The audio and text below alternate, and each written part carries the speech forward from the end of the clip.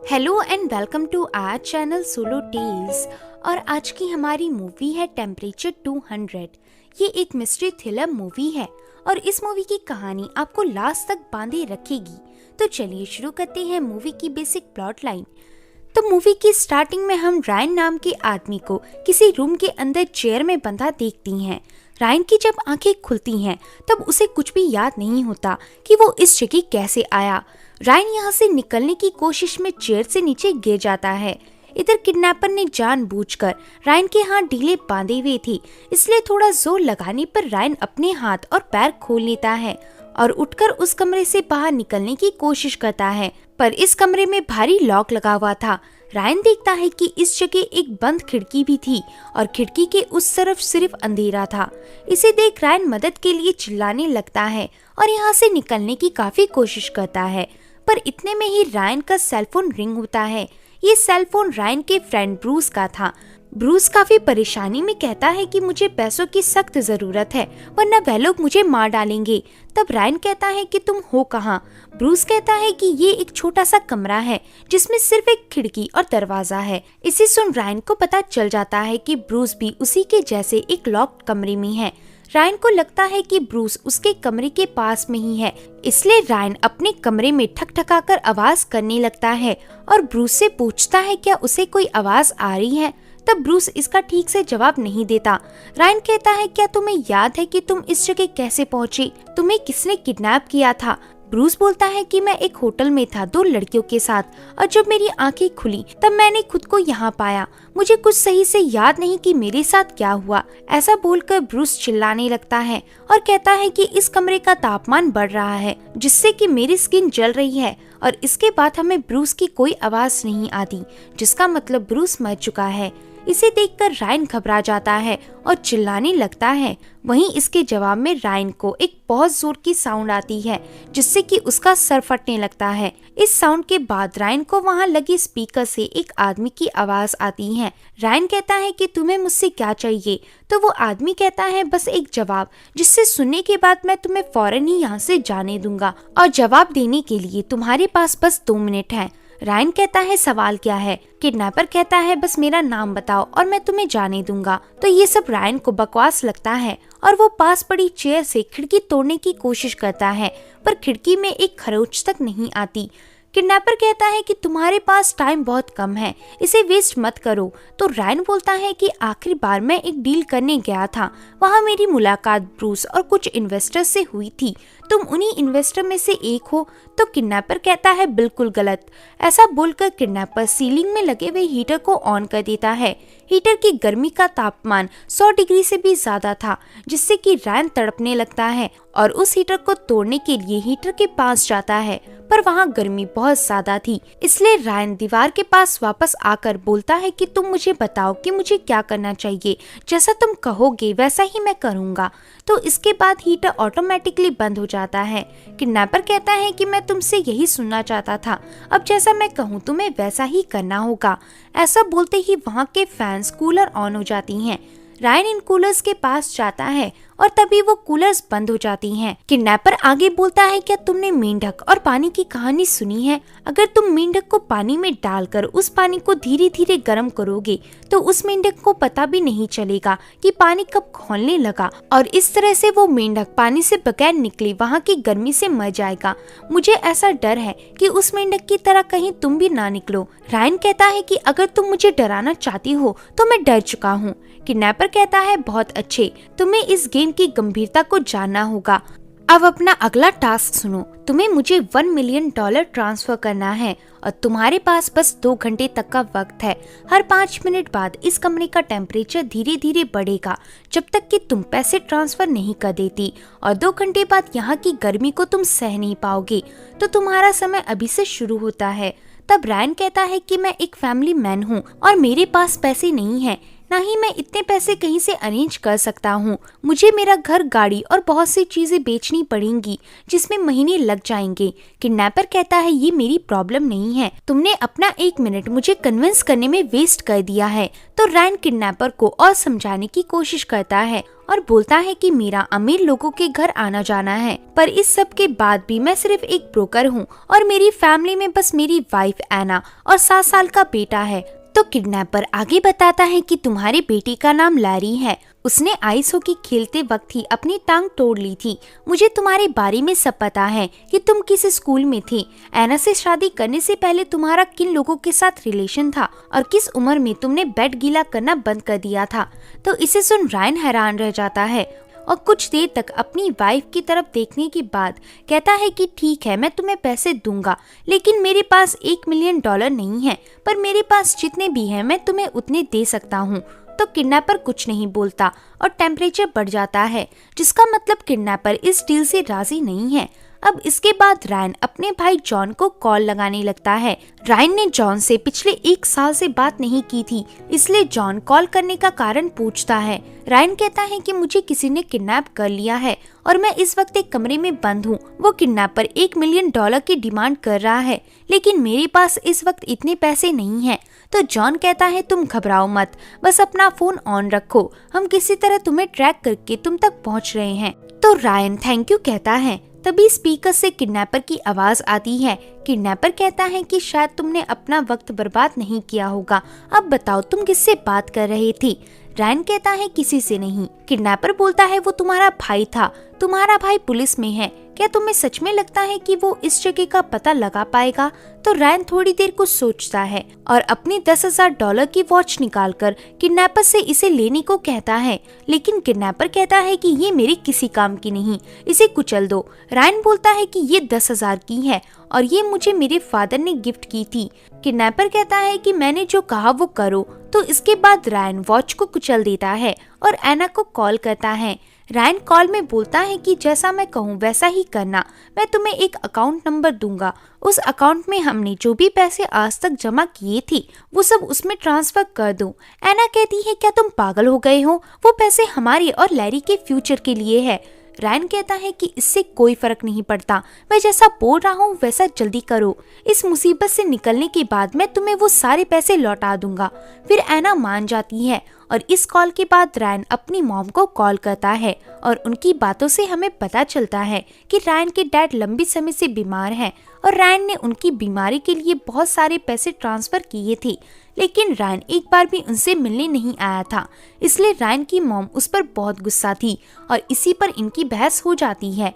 जिसके बाद रायन अपनी मॉम से वो पैसे ट्रांसफर करने को कहता है जो उसके फादर के इलाज के बाद बच गए थे। तो रायन की मॉम इस पर साफ मना कर देती है और इसके बाद रायन बहुत बार अपनी मॉम को कॉल करके दोबारा से कन्विंस करके पैसे मांगने की कोशिश करता है और अंत में रायन की मॉम ट्रांसफर के लिए मान जाती है। फिर कुछ देर बाद रायन को जॉन का कॉल आता है। जॉन कहता है कि अब पैसे देने की कोई जरूरत नहीं है, हम तुम्हारी लोकेशन में पहुंच गए हैं। तो इसे सुन रायन जोश में किडनैपर से कुछ गलत बोल देता है और फिर कॉल कट हो जाती है। इसके बाद रायन दरवाजा ठोककर आवाज करता है ताकि जॉन यहाँ उसे ढूंढ सके, पर जॉन यहाँ नहीं पहुँचता। फिर कुछ देर बाद फोन रिंग होती है। इसमें जॉन कहता है कि गड़बड़ हो गई है, तुम्हारे फोन के सिग्नल से हम गलत लोकेशन में पहुंच गए और हमें बिल्कुल आइडिया नहीं है कि तुम दुनिया के किस कोने में हो। शायद से किडनैपर हैकिंग अच्छे से जानता है। अब इस सब से निकलने का बस एक ही रास्ता है, तुम याद करो कि तुम आखिरी बार कहाँ थे और यहाँ कैसे पहुँचे, तुम्हें यहाँ कौन लाया था। ऐसा बोलकर जॉन कॉल रख देता है। अब किडनैपर बोलता है कि हर एक्शन का इक्वल रिएक्शन होता है। किडनैपर के ऐसा कहते ही रायन को फिर से एना का कॉल आता है। एना काफी डरी हुई थी, उसे ऐसा लग रहा था कि जैसे उसके घर में कोई आ गया है। रायन एना से पूछता है कि लैरी कहाँ है। एना बोलती है कि वो स्कूल में है और मैं यहाँ अकेली हूँ, मुझे डर लग रहा है, शायद वो किडनैपर मुझे भी तुम्हारी तरह किडनैप कर लेंगे। इतना बोलते ही एना के चीखने की आवाज आती है और कॉल कट हो जाता है। फिर इसके बाद वहाँ के शावर से बहुत ही गर्म पानी निकलने लगता है, जिससे बचने के लिए रायन एक चेयर को पकड़ लेता है और कुछ देर बाद वो शावर अपने आप ही बंद हो जाता है। रैन उस चेयर को साइड रख के किडनैपर से कहता है कि एना कहाँ है। स्पीकर से आवाज आती है वो फिलहाल सेफ है लेकिन बहुत जल्द नहीं रहेगी। रैन बोलता है कि मैं बहुत सारे अमीर लोगों को जानता हूँ, उनसे बात करके मैं बाकी बचे $90,000 का इंतजाम कर दूंगा, पर इसकी क्या गारंटी कि तुम हमें छोड़ दोगे। किडनैपर कहता है कि तुम्हें मुझ पर ट्रस्ट करना ही होगा, इसके अलावा तुम्हारे पास कोई रास्ता नहीं। आगे रैन अपने एक अमीर क्लाइंट बॉब को कॉल करता है और उसे हेयर ट्रांसप्लांट करने वाले एक नए गैजेट के बारे में बताता है कि ये गैजेट मार्केट में एक लहर ला देगी। काफी देर कन्विंस करने के बाद बॉब इसे खरीदने को मान जाता है और पैसे भी आज ही में ट्रांसफर करने का कहता है। आगे इसी तरह रैन अपने बाकी क्लाइंट्स को भी कॉल करके उनसे डील करता है, पर उनमें से ज्यादातर क्लाइंट्स को रैन की डील पर इंटरेस्ट नहीं होता और बाकी क्लाइंट्स कुछ पक्का नहीं बता पा रहे थे कि उन्हें प्रोडक्ट लेना है या नहीं। अब रैन थक हार कर जमीन में पड़ जाता है और तभी रैन को उसके भाई जॉन का कॉल आता है। जॉन कहता है कि हमने एक सेलफोन कंपनी वाले से बात की थी और इससे हमें तुम्हारा एक कच्चा पक्का लोकेशन मिला है, जिस हिसाब से तुम उस लोकेशन के 15 मील की रेडियस में कहीं हो सकते हो, जिसमें हमें बहुत टाइम लगेगा, लेकिन इससे पहले जितना याद आ सके याद करने की कोशिश करो और इस घटना से पहले तुम कहाँ थे, मुझे ये सब बताओ। तो रैन को कुछ याद आता है और वो बोलता है कि मैं होटल से निकलकर अपनी गाड़ी तक गया था और उस गाड़ी में ही मेरा किडनैप हुआ था। उस किडनैपर ने मास्क लगा रखा था जिससे कि मैं उसका चेहरा नहीं देख पाया। ऐसा बोलकर रैन कॉल रख देता है। फिर इसके बाद रैन को दोबारा से एक कॉल आता है। ये कॉल रैन के क्लाइंट्स में से एक क्लाइंट मिस्टर रोज का था, जिससे कि रैन ने डील की बात की थी। रोज कहता है कि मैंने तुम्हारे ऑफर के बारे में सोचा और अब मैं इसे $2 लाख में खरीद रहा हूँ। तो रैन बेसब्री के साथ कहता है कब तक। रोज कहता है कि शायद मेरे सेक्रेटरी ने पैसे ट्रांसफर कर दिए होंगे जो तुम्हें किसी भी पल रिसीव हो सकती हैं। तो इसके बाद रैन थोड़ा वेट करता है और तभी उसे मैसेज आता है कि उसे $2 लाख मिल गए हैं। इसे देख रैन की खुशी का ठिकाना नहीं रहता क्योंकि अब उसके पास 1 मिलियन से भी ज्यादा पैसे आ चुके थे। रैन ये बात चीख कर किडनैपर को बताता है, लेकिन किडनैपर बोलता है कि तुम हार गए, मैंने तुम्हें ट्रांसफर के लिए 2 घंटे दिए थे और अब वक्त काफी ज्यादा हो गया है। इसी के साथ जो पैसे तुमने ट्रांसफर किए हैं उनमें से ज्यादातर तुम्हारी फैमिली या किसी और के हैं। तो रैन कहता है कि तुम्हें बस पैसों से मतलब होना चाहिए, चाहे कहीं से भी आए हों। किडनैपर कहता है कि तुम बिल्कुल गलत हो, मेरे अंदर पैसों का लालच नहीं है, मैंने सिर्फ तुम्ही से 1 मिलियन मांगा था तुम्हारी आजादी के बदले। रैन कहता है कि आखिर तुम साफ साफ क्यों नहीं बताती कि तुम्हें क्या चाहिए। तब किडनैपर बोलता है कि मुझे लगा कि तुम 1 मिलियन अपने प्राइवेट सेविंग से दोगे जिसमें तुमने $4 मिलियन रखे हैं, पर तुमने वो पैसे देने के बजाय लोगों से भीख मांगना सही समझा। तो यहाँ रैन इसे सुनकर हैरान रह जाता है क्योंकि रैन ने उन $4 मिलियन के बारे में किसी को भी नहीं बताया था। रैन किडनैपर को उसे एक और चांस देने को कहता है। किडनैपर कहता है कि ये तुम्हारा आखिरी मौका होगा और अब मैं रूल्स भी बदल रहा हूँ। अब तुम्हारे पास बस 5 मिनट है, जल्दी से अपनी सेविंग्स अकाउंट का सारा पैसा यानी कि $4 मिलियन ट्रांसफर कर दो। तो इसे सुन रैन गिड़गिड़ाने लगता है और बोलता है कि वो सारे पैसे मैंने अपनी फैमिली के लिए जोड़े हैं, लेकिन किडनैपर रैन की एक नहीं सुनता और तभी अचानक से ऊपर लगे हीटर नीचे आने लगती हैं और कमरे का टेम्परेचर 180 डिग्री हो जाता है। इसे देख रैन ना चाहते हुए भी जल्दी से सेविंग अकाउंट का सारा पैसा किडनैपर के अकाउंट में ट्रांसफर कर देता है। ट्रांसफर होते ही वहाँ के हीटर्स बंद हो जाती हैं। वहीं इतना सारा पैसा अचानक से चले जाने पर रैन को छोटा सा सदमा लगता है और उसे अपनी वाइफ और बेटी के हेलुसिनेशन आने लगती हैं। आगे उस कमरे के कूलर्स ऑन हो जाती हैं, जिसे देख रैन कूलर्स के पास जाता है और तभी किडनैपर कूलर बंद कर देता है। रैन बोलता है कि अब मुझे जाने दो, मैंने तुम्हें पैसे दे दिए हैं। तो किडनैपर कहता है कि मैं तुमसे अभी कुछ और बातें करना चाहता हूँ, इसलिए तुम कुछ देर यहीं रहोगे। तब तक के लिए दरवाजे के नीचे देखो, वहाँ पानी रखा है। तो इसे सुन रैन जल्दी से उस पानी को खोलकर पी जाता है और वहीं दरवाजे के पास बैठकर पूछता है कि आखिर तुम्हें मुझसे क्या चाहिए। रायन के ऐसा बोलते ही किडनैपर दरवाजे के पास एक लेटर रख देता है। रायन उस लेटर को देखता है। तब किडनैपर रायन को उन सभी के नाम जोर जोर से पढ़ने को कहता है। इस लेटर के अंदर सभी नाम रायन की फैमिली के थे, सिवाय लेस्ली को छोड़कर। किडनैपर बोलता है कि लेस्ली कौन है, तो रायन कोई जवाब नहीं देता और लेटर फेंकते हुए कहता है कि तुमने मेरा सब कुछ छीन लिया है। फिर किडनैपर कहता है कि अभी भी तुम्हारे पास खोने के लिए बहुत कुछ है। किडनैपर के ऐसा कहते ही रायन को उसकी वाइफ एना का कॉल आता है। एना बताती है कि मुझे किसी ने किडनैप कर लिया है और किडनैपर ने मुझे तुमसे बात करने को कहा है। रायन पूछता है कि वो जगह कैसी है, तो एना बताती है कि यहाँ एक लोहे का दरवाजा है और बस एक खिड़की है, मतलब कि वो जगह भी वैसी ही है जहाँ रायन इस वक्त फंसा हुआ है। इधर रायन और एना के कॉल के बीच किडनैपर रायन को टोकने लगता है। इसे सुन एना पूछती है कि वहाँ दूसरा कौन है। तब रायन कहता है कि वो एक पागल आदमी है। ऐसा बोलते ही उस जगह एक बहुत जोर का साउंड आता है, जिससे कि रायन और एना सुन पड़ जाती हैं। अब किडनैपर कहता है कि तुम्हें बस मेरे कुछ सवालों का जवाब देना होगा और इसके बाद तुम और तुम्हारी वाइफ को यहाँ से छोड़ दिया जाएगा। तो पहला सवाल, तुम्हारा रायन के अलावा कोई और नाम है या नहीं? तो रायन थोड़ी देर सोचकर कहता है नहीं। इसे सुनते ही किडनैपर हीटर ऑन कर देता है। तब रायन हार मानते हुए कहता है, हाँ, मेरे रायन के अलावा 4-5 नकली नाम भी हैं। फ्रॉड करने के बाद मैंने अपना नाम कई बार चेंज किया था। फिर किडनैपर कहता है, दूसरा सवाल, तुम क्या करती हो? तो रायन कहता है कि मैं एक ब्रोकर हूँ और मेरा काम लोगों से इन्वेस्ट कराना है। किडनैपर बोलता है, जब वे तुम्हारे कहने पर इन्वेस्ट करती हैं तो उनके साथ क्या होता है? तो ये पूछने पर रायन इसका जवाब नहीं देता। तब किडनैपर कहता है कि कमरे में देखो, तुम्हारे लिए एक गिफ्ट है। तो रायन नीचे देखता है और दीवार के पास उसे एक बॉक्स दिखाई देता है। रायन इस बॉक्स को खोलता है तो उसमें एक कटी हुई फिंगर थी। इसे देखते ही रायन को स्पीकर से लेस्ली की आवाज आती है। दरअसल किडनैपर ने लेस्ली को भी किडनैप कर रखा था। लेस्ली रायन की आवाज को पहचान जाती है और कहती है कि उन लोगों ने मेरी फिंगर काट दी है और मैं इस वक्त एक रूम में बंद हूँ। लेस्ली के ऐसा कहने के बाद किडनैपर रायन से लेस्ली और एना को सच्चाई बताने को कहता है। इसे सुन लेस्ली पूछती है कि एना कौन है, तो एना कॉल पर बताती है कि मैं रायन की वाइफ हूँ, लेकिन लेस्ली कहती है कि रायन की वाइफ तो मैं हूँ।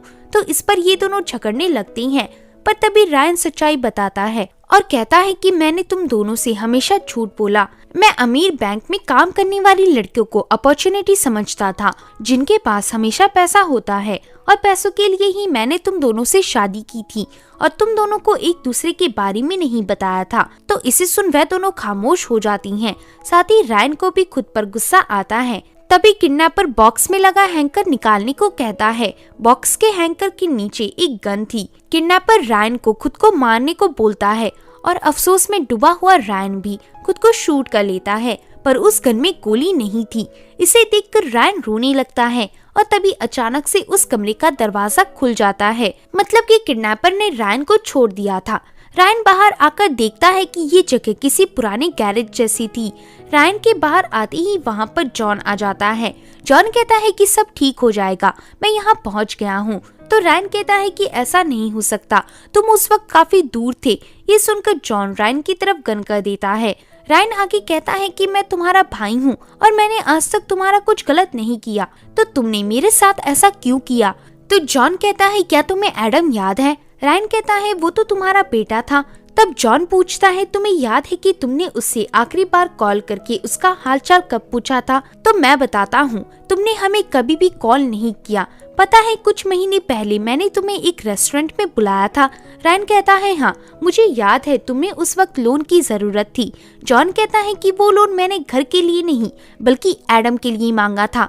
एडम को कैंसर था और वो अंदर ही अंदर मर रहा था। उसके इलाज के लिए पैसे चाहिए थे, इसलिए मैं उस दिन तुमसे मिला। तो रायन कहता है कि तुमने मुझे एडम के कैंसर के बारे में उस वक्त बताया क्यों नहीं?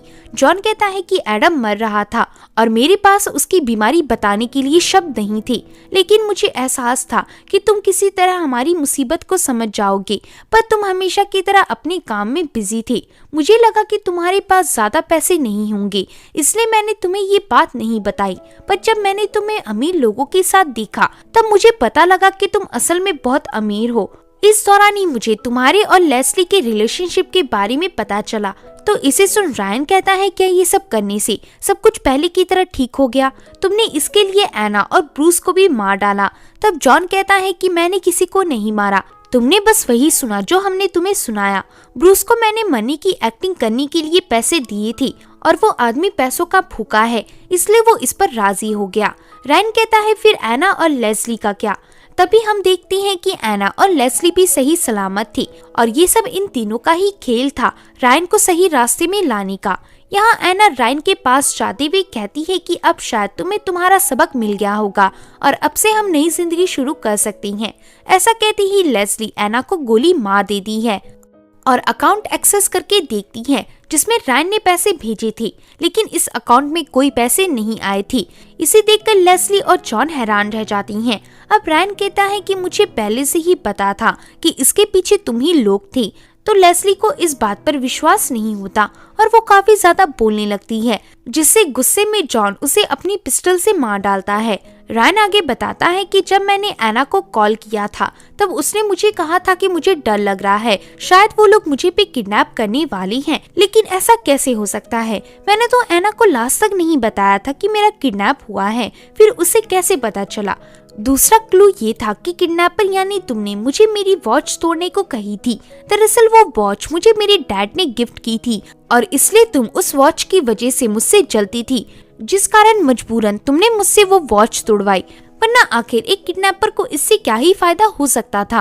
और तीसरा क्लू था लेस्ली की फिंगर, जिससे कि मैं देखते ही समझ गया था कि ये फिंगर उसकी नहीं हो सकती। तब जॉन पूछता है तो आखिर पैसों का क्या हुआ, वो अकाउंट में क्यों नहीं आए? रायन कहता है कि वो एक डेल्टा ट्रांसफर था, कुछ समय के लिए पैसे तुम्हारे अकाउंट में गए थे और फिर तुम्हें पता चले बगैर सारे पैसे वापस मेरे अकाउंट में आ गए। फिर जॉन कहता है क्या तुम्हें पता था कि गन में गोली नहीं थी? रायन कहता है बिल्कुल नहीं, उस समय मैं सच में गिल्ट में था क्योंकि मैं एना से प्यार करता था और उसे टूटता हुआ नहीं देख सकता था। अगर उस वक्त गन में गोली होती तो आज मैं शायद जिंदा नहीं होता। तो ये सब सुनकर जॉन कहता है कि मैं एना को नहीं मारना चाहता था, उसे लेस्ली ने मारा। हम दोनों एक काम कर सकती हैं, इस जगह को साफ करती हैं और यहाँ से ये सोचकर निकल जाते हैं कि जैसे कुछ हुआ ही नहीं था। तो इसे सुन रायन जॉन के कंधे पर हाथ रखता है। फिर अगले सीन में हम रायन को अकेला वहाँ से निकलता हुआ देखती हैं। वहीं हमें जॉन को दिखाया जाता है जिसे रायन ने उसी लॉक रूम में डालकर हीटर ऑन करके मरने को छोड़ दिया था। और इसी के साथ ये मूवी एंड हो जाती है। तो होप है कि दोस्तों ये मूवी आपको पसंद आई होगी। अगर वीडियो पसंद आता है तो वीडियो को लाइक और चैनल को सब्सक्राइब करें।